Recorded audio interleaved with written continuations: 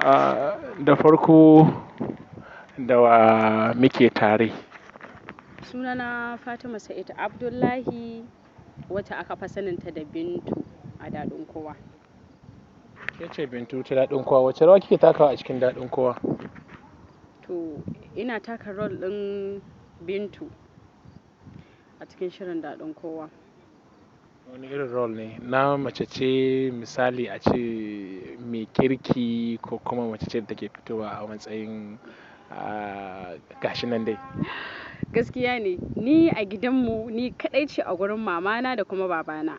Sannan mamana ta shagwaɓa ni 'yar gata ce, abin da nake so shi za a yi mini.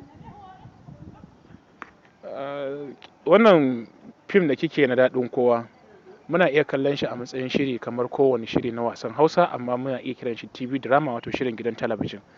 Ta yaya kika tsinci kanki a cikin wannan shiri na daɗin kowa? To, ka san komai ai hanya ne. Kamar in ce hanya aka yi min kuma na yi dace, Allah Ubangiji ya bani na kuma samu. To dama kina cikin masana'antar shirya fina-finai ne ta Kannywood? Gaskiya ina ciki. To, kina ciki kin kai tsawon shekara nawa a cikin wannan masana'antar? To gaskiya ba dai wani daɗewa ne ba, yanzu akalla zan yi kamar shekara 3.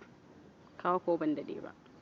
To in aka kwatanta da wasu za a ce baki daɗe ba, amma shekara 3 ba kwana ba ne. Ya kike tsawon shekara 3 nan da kika yi a masana'antar Kannywood, ya kika kalle ta, ko ya kafin ki shige ta ya kike jin ta, bayan kin shige ta kika ganta? To ni dai gaskiya ban mata kallon komai ba, abin dai da na ɗauki fim na zo na yi fim ne matsayin sana'a. Sana'a na ɗauke shi. Kuma ka san dama in za ka zauna da mutane yau da gobe sai haƙuri. Za ka zauna da wani ya ɓata maka ka yi haƙuri, wani za ka ɓata mai shi ma ya yi haƙuri. Zama da mutane sai ka iya, sai haƙuri. Mutanen da suke wajen Kannywood suna kallon Kannywood cewa mutane ne waɗanda ba na kirki ba, mutane ne wanda in an ganka da su ma ana ma kallon kamar tarbiyyarka ta fara taɓuwa. Ya za ki iya canza mutane wannan tunanin cewa ba haka yadda suke kallon abin yake ba? To wannan gaskiya ne, akwai mutane da yawa wanda ba 'yan fim ba, za ka ga ko mutum zai iya yin aure ko ɗansu zai aure in 'yar fim ce, za su ce su ba za su aura wa ɗan fim ba, ko kuma mace ce kai ce ba za su aura wa ɗan fim ba, in namiji ne kuma su ce ba za a auro musu 'yar fim a kawo musu gida ba. To don Allah shawar da nake ba su, mu ma fa 'ya'ya ne haifan mu aka yi, kuma muna da gata, muna da ilimi daidai gwargwado, kuma muna da tarbiyya daidai da wacce iyayenmu suka bamu. To don Allah shawarar da nake ba su, su daina mana kallon 'yan iska, ba duka aka taru aka zama ɗaya ba.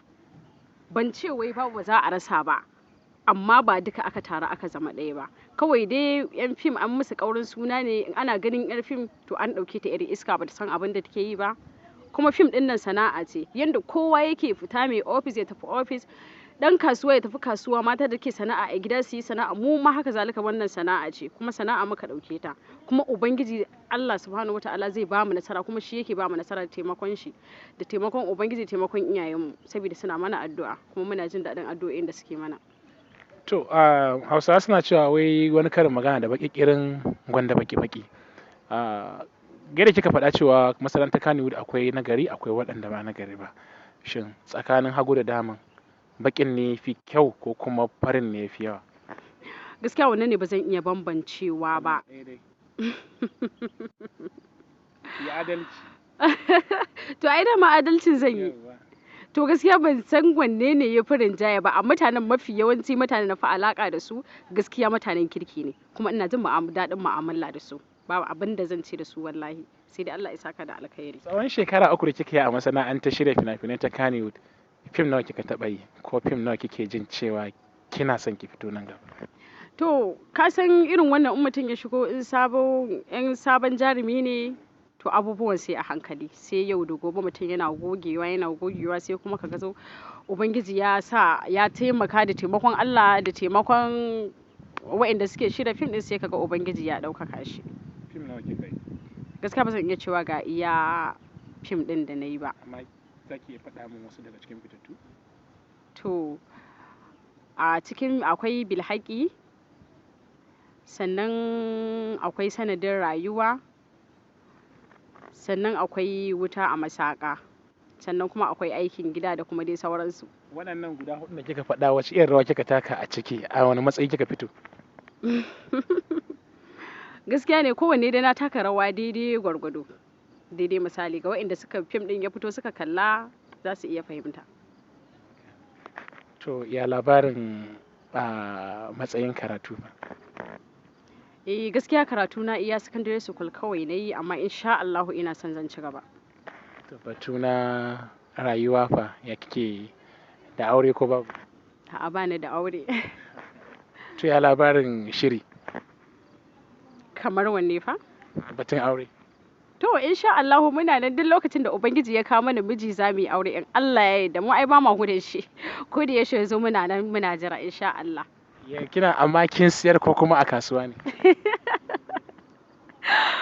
To zan iya ce maka na siyar zan iya ce maka ban siyar ba. A'a kalma ɗaya ne. A'a zan iya ce maka na siyar in ce maka ban siyar ba ka san abubuwan dai sai a hankali. Lalube ne cikin duhu ko mazan ne sai a hankali. Kuna da garanti ba ku da garanti.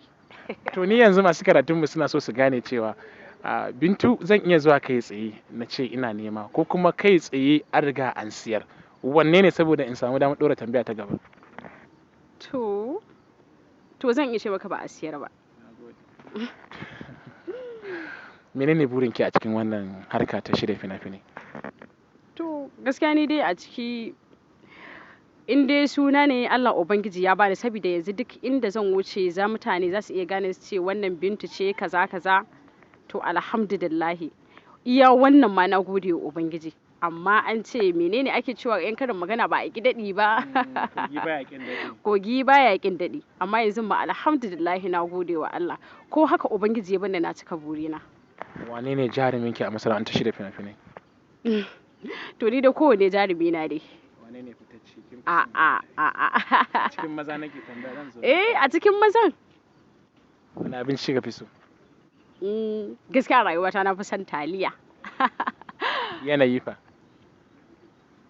Gaskiya yanayin waida ɗin sanyi haka ya fi. Wani irin ƙalubale kike ji kin fuskanta a cikin masana'antar shirya fina-finai daga shekarun da kika fara zuwa yanzu? To wallahi ni dai babu abin da zan ce alhamdulillahi babu wani abu da na taɓa fuskanta da har zan riƙe shi a zuciyata a cikin rayuwata in ce ga abin da ya faru da ni. Kyaututtuka ko wani abin farin ciki da ba za ki manta da shi ba a wannan shiri? Kamar wanne fa? Misali wani alheri da kika taɓa samu wanda kike jin cewa har yanzu kina alfahari sanadin shiga ki fim kowane masana'antar shirya fina-finai. To gaskiya ba zan iya misalta shi ba alhamdulillahi.